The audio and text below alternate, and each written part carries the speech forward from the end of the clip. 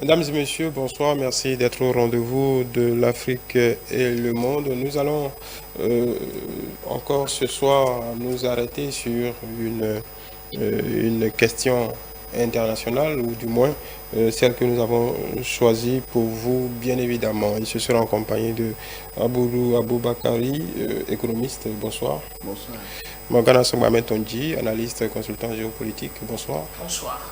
Et depuis le Maroc, le docteur Djifa Agbezouken, spécialiste des questions internationales. Bonsoir. Bonsoir. Voilà. Nous allons parler de cette initiative africaine visant à proposer, on va dire, un plan de paix, un plan de règlement de ce conflit entre la Russie et l'Ukraine. Et le moins qu'on puisse dire, disons, un plan rejeté d'un côté par le côté, en tout cas, par l'Ukraine, et de l'autre, voilà, un meilleur accueil, mais voilà, un plan qui n'est pas forcément à prendre en compte au niveau de la Russie si on s'appesantit quelque peu sur les déclarations des uns et des autres. Aboudou Aboubakari, déjà pour cette initiative, est-ce qu'on peut dire qu'il y a une tentative de l'Union africaine de pas désister et de faire entendre sa voix sur le plan international, malgré tout ce il peut y avoir comme contrainte et vent contraire? Oui, déjà, c'est une initiative à saluer de ma part parce que l'Amérique latine a fait une proposition de médiation. La Chine a entamé. Les Turcs avaient commencé et ont obtenu même cette affaire de céréales sucrées. Donc, ça ne se comprendrait pas si l'Afrique veut exister, encore qu'elle existe, qu'elle ne tente pas quelque chose. Donc, c'est une initiative à saluer. Et ensuite, il faut rappeler que le président Macky Sall avait déjà entamé, c'est pas pour la première fois, au nom de l'Union africaine. Et cette deuxième fois, je pense que je peux appeler ça à une médiation parallèle, mais venant de l'Afrique. Elle est à saluer. Et je crois que on ne peut pas juger déjà, comment l'appelle-t-on, des fruits de cette initiative, puisqu'on est à un niveau d'escalade très élevé. L'Ukraine a entamé sa contre-attaque. La Russie riposte. Donc on est à un niveau d'escalade très haut où je ne pense pas que cette première tentative puisse avoir un franc succès du coup. Sinon, on ne serait pas arrivé à ce niveau, comment appelle-t-on, de dégradation de la situation au niveau de l'Ukraine et de la Russie. Donc les pertes sont si élevées et les enjeux aujourd'hui sont très grands qu'une simple initiative, une simple rencontre puisse porter des fruits, comme on dit, pas un coup de baguette magique. Donc moi, pour revenir à la question, à votre question principale, c'est une initiative que je salue pleinement et donc elle va être poursuivie. Je suis convaincu que l'Afrique ne va pas s'en arrêter là, surtout que la Russie, même si l'Ukraine a catégoriquement rejeté, l'OTAN a apprécié. Et je ne vois pas l'Ukraine seule avoir le courage de rejeter une initiative de paix, puisque rien n'est certain qu'elle puisse gagner cette guerre-là. C'est elle qui a attaqué, elle n'a pas attaqué la Russie, elle n'est pas encore sur le territoire russe. Donc, je ne vois pas l'Ukraine se sortir elle seule de cette situation. Donc, elle a besoin des appuis d'où qu'elle vienne. Donc, le rejet de l'Ukraine, bon, pour moi, me paraît être, comment appelle-t-on, logique, puisque qu'est-ce que l'Ukraine a cédé? C'est son territoire qui est occupé. Maintenant, est-ce qu'en lui demandant la déescalade, est-ce que les Russes restent là? Donc, il y a tellement de questions qui sont en jeu qui ne peuvent pas permettre à l'Ukraine de l'accepter. Maintenant, si la Russie examine et ce qu'elle a promis de faire, même si elle a une position, elle a promis quand même, la Russie a promis d'examiner certains points. Si sur un ou deux points il y a des avancées, je crois que moi, cette initiative est à saluer. Voilà. Docteur Djifa Agbezouken, qu'est-ce que vous en pensez? Alors, ou du moins, qu'est-ce que vous en avez pensé? je partage bon, à peu près l'avis de mon prédécesseur sur le sujet. Alors, moi, je vois les choses sous deux angles. Le premier, c'est d'ordre symbolique, parce que je pense que les personnes, les présidents et les représentants de chefs de gouvernement qui se sont présentés en Ukraine et en Russie, je pense qu'en leur fort intérieur, ils savaient qu'ils n'allaient pas obtenir gain de cause à travers leur déplacement, parce que quand on parle de médiation, il faut avoir en face des belligérants qui sont prêts à écouter et qui sont prêts à faire des concessions pour pouvoir faire avancer la situation. Mais dans le cas de la Russie et de l'Ukraine aujourd'hui, ce n'est pas ce qu'on observe. Donc, vous avez la Russie qui est campée sur sa position et qui veut coûte que coûte aller jusqu'au bout de ce qui a été planifié. On ne le sait pas. Et vous avez aussi l'Ukraine qui veut coûte que coûte défendre son honneur, son territoire. Donc, c'est deux personnes, Zelensky et Poutine, qui ne sont pas, en tout cas aujourd'hui, dans des dispositions pour pouvoir permettre à une médiation de faire ses effets. Donc, pour moi, ce déplacement est plutôt d'ordre symbolique pour dire qu'ok, il y a un conflit et l'Afrique aussi prend sa part de responsabilité en essayant de faire entendre raison aux belligérants. Maintenant, le deuxième aspect pour moi qui me déçoit particulièrement, c'est que nous avons aussi en Afrique un conflit qui est là. Vous avez le cas du Soudan, pour lequel l'Union africaine ou les États africains ne se dérangent pas tant que ça. Donc, se lever pour dire on va aller voir Poutine et Zelensky pour pouvoir essayer de les faire s'asseoir et discuter pour trouver une issue à la guerre qui les oppose. Pour moi, c'est un peu faire preuve d'hypocrisie que de faire ça, puisque vous avez sur votre territoire quelque chose qui se passe dont vous ne vous occupez pas et vous voulez vous occuper de ce qui se passe un peu plus loin de vous. Certes, les effets de ce conflit, on le ressent, c'est vrai. Mais pour moi, c'est une occasion plutôt pour l'Afrique de se poser les bonnes questions. Est-ce que notre système alimentaire va continuer par dépendre de l'Ukraine, de l'approvisionnement en céréales venant de l'Ukraine? C'est la question qu'il faut se poser. Donc, aujourd'hui, je ne pense pas que au niveau de l'Union africaine ou des autres organisations régionales, on ait pris le temps de réfléchir sur la question et essayer de se projeter pour voir comment faire pour pouvoir réduire justement cette dépendance. Et c'est vrai, ok, on va trouver une solution peut-être sur le court terme en essayant de faire en sorte que les belligérants puissent favoriser les exportations des céréales. Mais est-ce qu'aujourd'hui, il y a une réflexion de fond qui est menée afin de trouver une solution pérenne à cette dépendance à l'Afrique vis-à-vis de l'extérieur en termes d'alimentation? Donc, c'est un peu sur ce volet que je suis un peu déçu de la situation, parce qu'on ne peut pas laisser ce qui se passe chez soi et aller vouloir s'occuper de quelque chose qui se passe sur notre continent. Donc, le Soudan aussi est membre de l'Union africaine et le Soudan a besoin qu'on l'aide. Aujourd'hui, on laisse d'autres États, notamment l'Arabie Saoudite, qui jouent la médiation. Est-ce que c'est donner une bonne image à l'Afrique et à l'Union africaine que de laisser faire ça? Vous avez eu le cas de la Libye, qui a été jusque-là mise en désordre par les puissances extérieures sans que l'Union africaine n'ait eu son mot à dire là-dedans.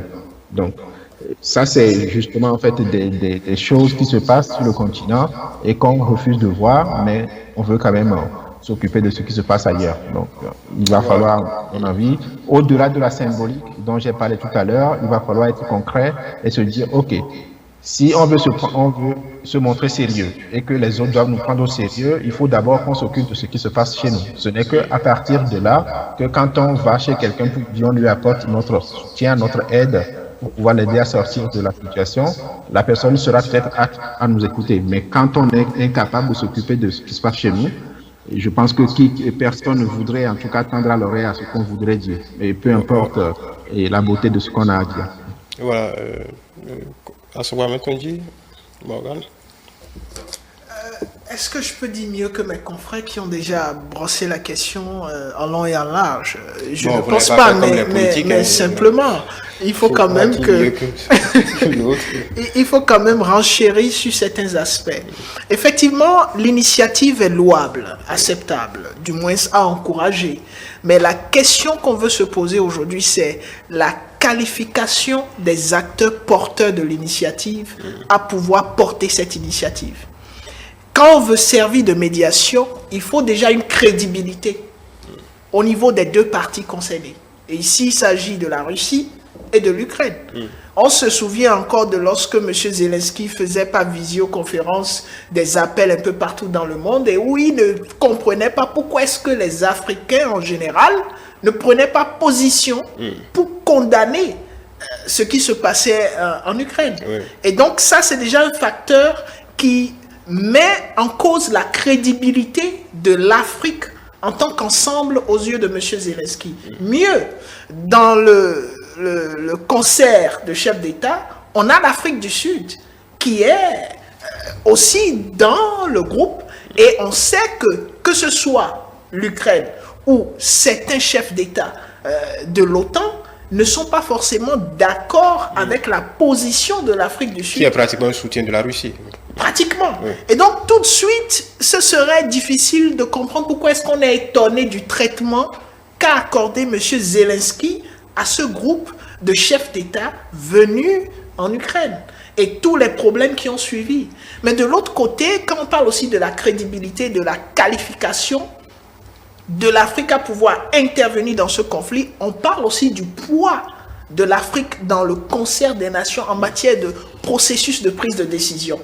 Il suffit juste de regarder combien de fois la voix de l'Union africaine porte lorsqu'il s'agit de prendre des grandes décisions en termes de sécurité internationale.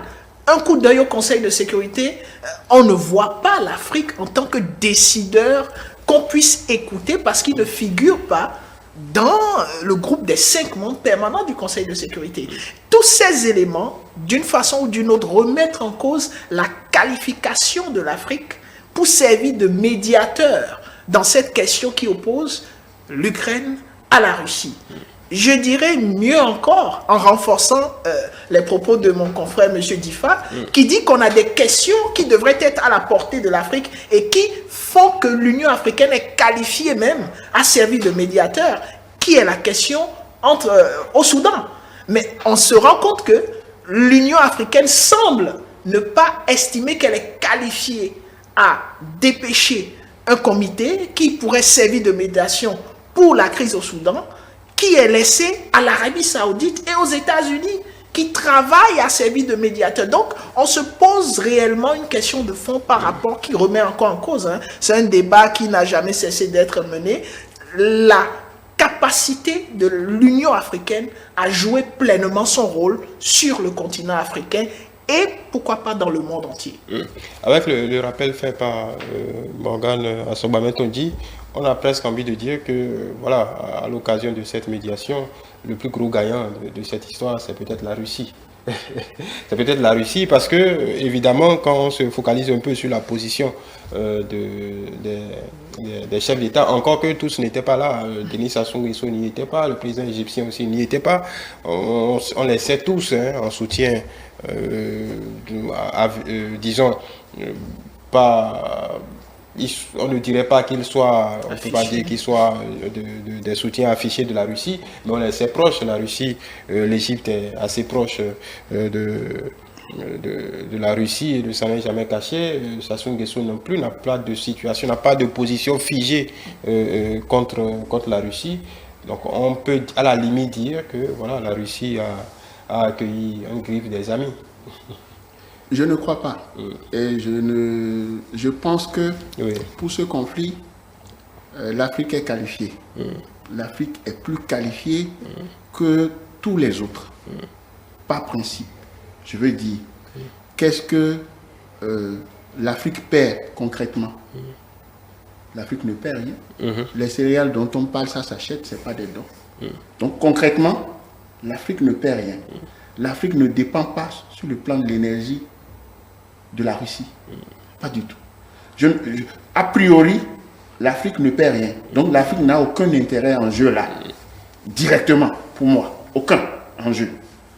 Donc l'Afrique, en tant que continent presque neutre, parce que ce n'est pas parce que l'Afrique du Sud s'est clairement identifiée comme soutien de la Russie, que toute l'Afrique soutient, comment l'appelle-t-on, la Russie dans ce conflit. Oui, mais on se souvient que personne n'a voulu condamner la Russie. Mais c'est ce qui est normal. Parce que si le monde fonctionne tel qu'il fonctionne, c'est parce que, je peux dire, le continent européen et les États-Unis veulent imposer leur hégémonie au monde. Et si l'Afrique connaît l'histoire de l'Ukraine, de l'URSS, et l'Afrique, je peux dire, l'Afrique a été digne au moins dans la prise de position de ce conflit-là. Par le passé, on était des bénis, oui, on condamne tous, mais il lui fallu que certains événements arrivent. Le monde change. Et c'est pour ça que je dis, l'Afrique est qualifiée. L'Afrique n'a aucun intérêt direct dans ce conflit. Directement, non. Indirectement, on peut dire oui, parce qu'il y a de plus en plus, on peut dire, nous les Africains, on ne consomme plus nos céréales. C'est le blé, c'est des céréales importées. Est-ce que vous voyez bien? C'est le riz, ce qu'on ne produit pas. Mais si on consommait le sorgho, le mil, le maïs et tout ça, ce n'est pas forcément l'Ukraine qui va nous les fournir. Donc, par ricochet.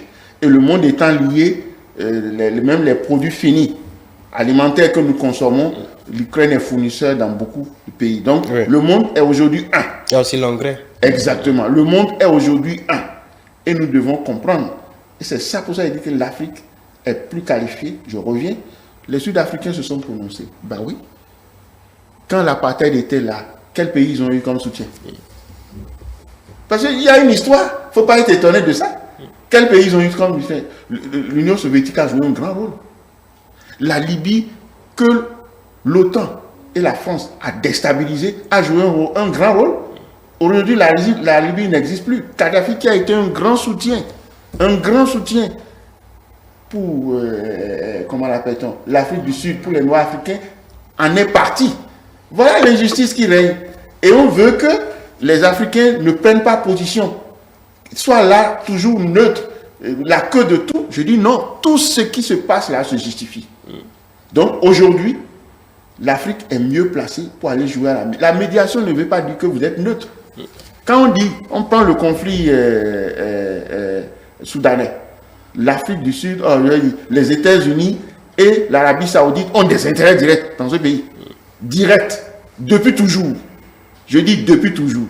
Y compris l'Angleterre qui joue à un faux jeu de je ne sais quoi. Donc l'Afrique ne peut pas dire c'est quand j'aurai fini de régler mes problèmes que j'irai régler ceux des autres. C'est déjà un début. En dehors de l'Afrique, qu'on suppose qu'il n'est pas neutre. C'est cette qualité qui m'amène à le dire. La Chine est-elle neutre? La Turquie est-elle neutre? Dans ce conflit, on sait que la Turquie et la Chine sont proches de la Russie. Pourtant, ils ont proposé leur médiation. Et c'est même la Turquie, plus proche, qui a pu obtenir ce qu'on a eu aujourd'hui qui permet au monde de moins souffrir de faim. Oui, mais justement, la question était, dans ce lot, en tout cas dans cette médiation, encore une fois, je vois les deux autres acteurs, en tout cas Russie et Ukraine.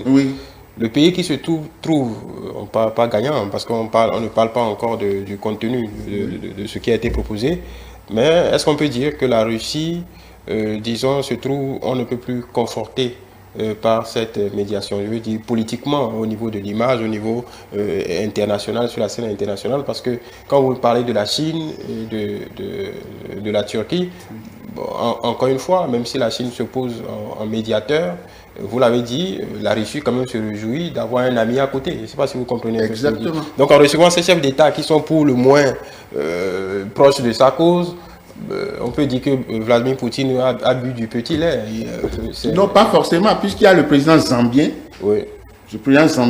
qui s'est clairement défini et qui est proche de l'Ukraine. Qui est un soutien de l'Ukraine. Il faut même dire que la délégation a été savamment constituée, savamment. Parce que lorsqu'on parle de poids politique aussi, l'Égypte n'est pas rien. En Afrique, politiquement, en termes de médiation, l'Égypte, c'est quand même un gros morceau. L'Égypte est dedans. L'Afrique du Sud est dedans. Économiquement, c'est un pays de poids. Donc, qu'on le veuille ou non, Et on a un ancien président de l'Union africaine, qui est Macky Sall, et le nouveau président, qui est le président comorien. Moi, je dis, les États qui sont impliqués sont quand même assez représentatifs, pour moi. En tout cas, ces États sont assez représentatifs, et ces États sont assez crédibles, entre griffes, pour être les porte-voix de l'Afrique. Sont assez crédibles pour être les porte-voix de l'Afrique. Parce que l'interlocuteur ukrainien, bon, je le comprends, il avait dit tout de suite, ne peut pas dire je reçois et c'est bon, c'est bien, mais il avait en face de lui quand même des gens assez représentatifs et crédibles. Ce qui veut dire, pour ma part, qu'il ne pourra pas dire que dans le règlement de ce conflit, l'Afrique n'a pas fait défaut en termes de qualité. C'est-à-dire pour dire au moins j'ai en face de moi des pays ou bien qui sont dignes de représenter l'Afrique qui veut se mettre en médiation. Donc cet effort est fait. Oui. Dr Djifa Agbezouken, je vous pose la même question politiquement. Est-ce qu'on peut dire, on peut supposer que Vladimir Poutine soit sorti de cette initiative-là en gagnant, quoi, pour ne pas compter les points, mais bon, cette médiation, cette initiative africaine l'a quelque peu conforté dans sa position. Encore une fois, ça peut se voir aussi sur les images, on s'est retrouvés entre amis de longue date. Alors, j'ai très mal entendu la question, mais je vais essayer d'y répondre, j'espère que ce sera... Alors, la délégation qui s'est rendue en Ukraine et en Russie, si vous voyez la composition, ils ont pris le soin de prendre des gens qui sont un peu des alliés des deux côtés. Vous avez des gens qui sont un peu déclarés favorables à l'Ukraine et d'autres qui sont favorables à la Russie. Donc voilà, cette balance-là qu'ils ont essayé de faire dans la constitution de la délégation, bon, on va dire que c'est un peu ingénieux, ça pourrait, ça pouvait en tout cas aider à faire entendre raison, ou du moins ça, ce que les personnes qui sont parties consulter puissent les écouter. Je pense que c'est sur cette base qu'ils ont fait cette constitution-là pour y aller. Mais après, le confrère tout à l'heure disait que l'Afrique est tout à fait qualifiée pour pouvoir faire cette médiation. Là n'est pas la question. Il ne s'agit pas en fait de la question de savoir si l'Afrique ou les personnes qui sont parties sont qualifiées pour pouvoir jouer ce rôle ou pas. Il s'agit plutôt, comme l'a dit tout à l'heure M. Assoba, de la crédibilité. C'est une question de crédibilité en fait. Parce que quand on parle de crédibilité, est-ce que vous avez la légitimité nécessaire pour mener une action? C'est de ça qu'il s'agit. Est-ce que quelqu'un pourrait croire ou donner de l'importance à l'action que vous menez? Aujourd'hui, je ne pense pas que ce soit le cas. Encore une fois, je reviens à ce que j'ai dit tout à l'heure. Nous avons des situations graves qui se passent sur le continent et dont on ne s'occupe pas. C'est pour ça que je dis encore une fois que l'initiative pour moi, c'est simplement une question symbolique. Une question symbolique pour marquer la présence aussi de l'Afrique dans ce qui se joue actuellement en Europe entre l'Ukraine et la Russie. C'est juste une façon symbolique de voir les choses. Mais concrètement, je suis sûr qu'eux-mêmes, ils savent que ça ne marchera pas. Et encore une fois, quand vous voulez faire une médiation, il faut voir la disponibilité des deux belligérants à écouter et à vouloir céder du terrain, à faire des concessions pour que les choses se passent au mieux. Si je vais prendre l'exemple de ce qui s'est passé entre la Côte d'Ivoire et le Mali, concernant les soldats qui avaient été arrêtés au Mali et tout. Donc la médiation qui avait été jouée a pu fonctionner parce que les deux parties avaient une certaine volonté de voir aboutir cette médiation. Vous voyez, donc cette volonté d'être partie à ce que la situation soit décantée et que ça devienne normal, on ne la trouve pas aujourd'hui entre la Russie et l'Ukraine. Donc c'est un point important sur lequel il faut s'attarder et voir, est-ce que vous avez des personnes qui sont aptes aujourd'hui à céder du terrain, à faire des concessions pour que les choses avancent? Non. même les présidents en question étaient encore sur le territoire ukrainien quand il y a eu une requête qui était tombée, qui a fait des une douzaine de roquettes. Voilà, exactement. C'est pour vous dire à quel point la situation est loin d'être facile en fait. Vous voyez? Donc quand vous avez des gens qui se déplacent pour essayer de faire une médiation et au même moment, vous avez des attaques qui se passent, c'est pour vous dire à quel point les gens ne sont pas du tout aptes à faire le pas pour pouvoir avancer. Même si la personne qui a rejeté formellement la médiation, c'est l'Ukraine, il va de soi que la Russie non plus ne veut pas que ça cesse. D'ailleurs, ce qui se joue, vous allez juste voir, c'est l'OTAN qui est derrière l'Ukraine. Donc, cette absence de l'OTAN derrière l'Ukraine fait aujourd'hui que même si l'Ukraine veut que la situation s'améliore, elle ne peut pas, puisque vous avez derrière des puissances occidentales qui les alimentent en armement. Donc la guerre, souvent, est toujours exploitée par les grandes puissances comme une période pendant laquelle ils vont développer encore davantage leur technologie. Et ça, c'était le cas. Donc, et quand vous voyez la Première Guerre mondiale, la Deuxième Guerre mondiale, il y a beaucoup d'innovations technologiques qui ont émergé. Donc, voilà, ces puissances ont besoin de la guerre justement pour pouvoir faire tester leurs théories, tester leurs technologies. Donc, malheureusement, c'est le cas aujourd'hui et c'est l'Ukraine qui paie les frais et par ricochet aussi le reste du monde en termes d'approvisionnement de produits alimentaires. Mais aujourd'hui, je peux vous dire que les gens ne sont pas prêts à ce que cette guerre-là cesse.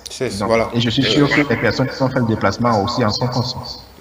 Voilà, juste pour finir, la posture de l'OTAN, il y a quelques mois, quand cette question était évoquée, il y avait pas de la condescendance, mais un peu de condescendance de certaines capitales européennes, même les États-Unis. Plus la médiation se rapprochait, on a eu quelques mots, on va dire, gentils du président Macron, du chancelier Scholz, de l'Union européenne. Mais on a quand même l'impression que cette initiative a été pris de façon, bon, qu'est-ce qu'ils vont bien chercher là-bas, on va voir ce que ça va. En fait, ça a été un peu traité en tout cas de ce qu'on a pu percevoir de cette légèreté. C'est vrai que ça n'étonne pas, mais qu'est-ce que vous pouvez en dire très rapidement? Oui, je dirais simplement que lorsque vous vous inscrivez dans une logique de relations internationales, tout ce que vous voyez tout de suite, c'est le rapport de force. Et comme je l'ai souligné au préalable, en matière de rapport de force aujourd'hui, de façon concrète, dans le processus de prise de décision du monde, parce que là il s'agit du monde, l'Afrique peine à trouver sa place. Et donc les chefs d'État européens, ceux de l'OTAN, ils sont impliqués activement dans ce qui se passe entre l'Ukraine et la Russie et savent que s'ils ne sont pas prêts eux-mêmes, au fond intérieur, à ce que cela cesse, cela ne pourra pas cesser. Si on a vu la Turquie réussir, on sait quand même quel est le poids de la Turquie. La Turquie en Europe, son poids, et la Turquie du côté de la Russie. C'est pour cela qu'on a eu une décantation de situation. Donc, c'est pas étonnant, c'est juste une question de relations internationales, beaucoup plus qu'il soit de droit international. Voilà. Sur cette même question de rapport de force, vous l'avez évoqué tout à l'heure par rapport à la Chine, bon, l'Union européenne s'est empressée de voir très concrètement, de soutenir même l'intervention de la Chine, tant que la Chine ne fournit pas de matériel, disons des armes à la Russie. Oui, ça, on s'y intéressait. Mais bon, cette médiation africaine, comme je le disais, ça c'est quand même traité dans les médias internationaux, traité un peu avec condescendance. Je le disais, ça ne devrait pas nous étonner. Ça doit nous étonner. Moi, ça m'étonne que les gens prennent ça comme... ils ne sont pas en train de voir que le monde change. Tout ce qu'on a toujours solutionné, on a apporté... Ce n'est pas l'arrogance habituelle des Occidentaux. Mais c'est cette arrogance-là qui fait qu'on en est là. Et cette arrogance ne peut pas régler ce problème. Il faut être clair et catégorique là-dessus. Et c'est ça qui m'a étonné. Vous n'avez aucune solution. C'est une guerre dans laquelle vous allez vous enliser. La Russie a tout pour être autonome. Pendant que vous qui êtes à côté en Europe, et vous voyez qu'il y a même une division entre les Européens. Il y en a qui pensent qu'il ne faut pas se laisser embarquer par les États-Unis dans une guerre sans issue, mais qui sont obligés de suivre Parce que... Ils en dépendent. Et dans le temps, avec l'usure, vous allez voir, les divisions vont naître au niveau de l'homme. Moi, je répète et je dis, l'Afrique est crédible. L'Arabie Saoudite qui joue au médiateur au Soudan n'a pas soutenu la guerre au Yémen.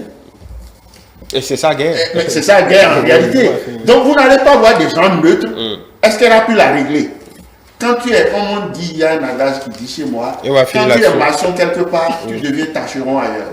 Les Européens dans cette guerre finiront pas devenir tâcheron. Pas devenir tâcheron et soutenir les solutions venant d'ailleurs. Voilà. L'arrogance va finir par s'en découdre. Les autres les observent. Qui vous dit que si l'OTAN continue, les États européens continuent pas à fournir en armes l'Ukraine, la Turquie et la Chine n'ont pas intérêt à ce que, le faire. Tel que le monde là fonctionne, change.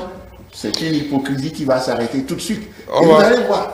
On va suivre cette question au fil du temps, comment ça va évoluer déjà la guerre entre la Russie et l'Ukraine et le jeu, en tout cas de toutes les puissances qui sont impliquées. Merci à Aboubakari. Je rappelle que vous êtes économiste et partisan de l'Afrique crédible. Et Morgana Sogba Metodi, analyste et consultant géopolitique. Et le docteur Djifa Bezoukin, depuis le Maroc, spécialiste des questions internationales. Merci pour vos éclairages. Nous allons revenir peut-être spécifiquement la semaine prochaine sur ce qui se passe au Soudan, parce que, comme vous le dites, c'est assez grave. C'est une crise sans précédent, c'est une guerre civile comme on n'en a jamais vu encore récemment sur le continent. Et ça se passe comme sous boisseau. On y reviendra la semaine prochaine plus précisément. Merci de nous avoir suivis et rendez-vous vendredi prochain pour d'autres développements.